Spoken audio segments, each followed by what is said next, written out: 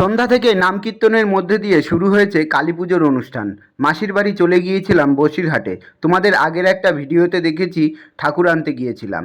এদিকে ঠাকুরমশাই সমস্ত কিছু গুছিয়ে নিচ্ছে এবং পাশেই মায়ের সিংহাসন রয়েছে, খুব ভালো সাজানো হয়েছে। প্রসাদের সমস্ত ব্যবস্থা করা হয়ে গেছে, সমস্তটাই ভাইরা ধরে ধরে ভিতরে নিয়ে আসছে। 50 ml চা এবং দুটো লেরো বিস্কুট ওই যে লাল শাড়ি পরে রয়েছে পারুল দিদিভাই, উনি আমাকে দিয়েছে। আর পাশে রয়েছে মাসি চা খাচ্ছে, তার পাশে রয়েছে আর এক দিদিভাই। সকলকে চা দিয়ে চায়ে চুমুক দিতেই সুমন দাদাভাই বলল, চল দেখে আসি কেমন করে চেয়ার টেবিল পাতাচ্ছে। আমিও বললাম চলো তাহলে দেখেই আসি। দেখি এখানে 6 টেবিল পাতাচ্ছে, সমস্ত ভাইরা পাতিয়ে নিচ্ছে। আমরাই বসবো এখানেই প্রথম ব্যাচে, সেটাই কিন্তু বলছিল। আমার বউও চলে এসেছে, মনামি এসে দেখছে চেয়ার টেবিল ঠিক পাতানো হয়ে গেছে কিনা।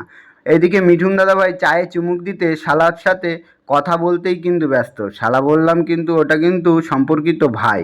আর এইখানে রয়েছে দাদাভাই ঝাঁঝরি হাতা সমস্ত কিছু গুছিয়ে এবার বের করে নিচ্ছে।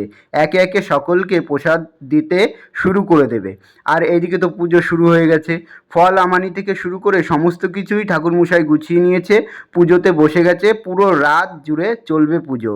আমার তো চোখ লেগে যাচ্ছিল, তাই আমি একটু ঘুমাতে গেলাম। এবার ঘুমিয়ে তার মধ্যে দিয়েও পুজোর সমস্ত কিছুই দেখতে পাচ্ছিলাম। সকাল হয়ে গেল। সকাল হতেই সমস্ত দেখতে পাচ্ছি 2-3 মাসি এবং দুটো দিদিভাই, তারা তাদের পাশাপাশি মায়ের বরণ সেরে এবার মাথায় তুলে নিল। এই দেখো ভাইরা আর দাদা ভাইরা এবার মাথায় তুলে নিয়ে মাকে নিরঞ্জনের পথে নিয়ে যাচ্ছে। একে একে সমস্তভাবেই সকলে রয়েছি আমরা। পুরো রাত জুড়ে আমরা একটা আনন্দের মধ্যে দিয়ে কাটিয়েছি। সকলে একটু কম বেশি ঘুমিয়েছি। এবার বাজনার তালে তালে এবার আমরা একে একে নিয়ে যাচ্ছি মাকে নিরঞ্জনের পথে। দেখাতে পাচ্ছি ভাইপো সোহন, সে ঘুম চোখে বেশ চলেই এসেছে আমাদের সাথে। সকালবেলাটাই পায়ে পা মিলিয়ে হেঁটে চলেছে। তো এটাই ছিল একটা বেশ আনন্দের মুহূর্ত। তার পাশাপাশি দেখাতে পাচ্ছি এবার মেসো মাথায় তুলে নিল ঠাকুরকে। এবার ধীরে ধীরে আমরা যেরকম বিসর্জন দিয়ে থাকি নদীতে, আমার বাড়ির পাশে যেরকম নদী আছে সেখানে আমরা বিসর্জন দিই। আর এটি একদম গ্রামের মধ্যে একটি জলাশয় জায়গা আছে, অনেকটাই মানে পাশাপাশি অনেকগুলোই পুকুর আছে। একে একে সকলে মাথায় নিয়ে নিচ্ছে। এবার দেখছি খালি মাথায় নেওয়া যাবে না, তাই দিদা মাথায় দিয়ে দিল একটা কাপড়। আর এখানে এসে মায়ের মন্দির একটা দেখতে পেলাম। মায়ের মন্দিরটা খুব সুন্দর করেছে বন্ধুরা, সেটি কিন্তু খুব ভালো লেগেছে। বাজনার তালে তালে আমরা প্রায় সেই জায়গাতে চলে এসেছি।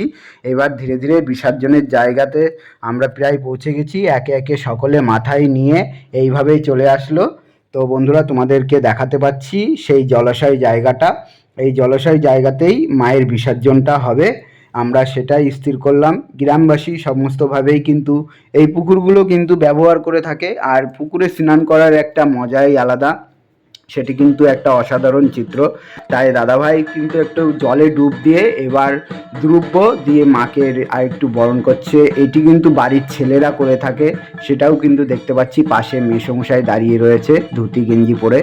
দেখাতে পাচ্ছি তোমাদেরকে মায়ের বিসর্জন হবে প্রত্যেক বছর মতন এবছরও পুজো হয়েছে। আর এই বছর আমি প্রথমবার এই মেসোর বাড়িতে গিয়েছিলাম, মাসি মেসোর বাড়িতে।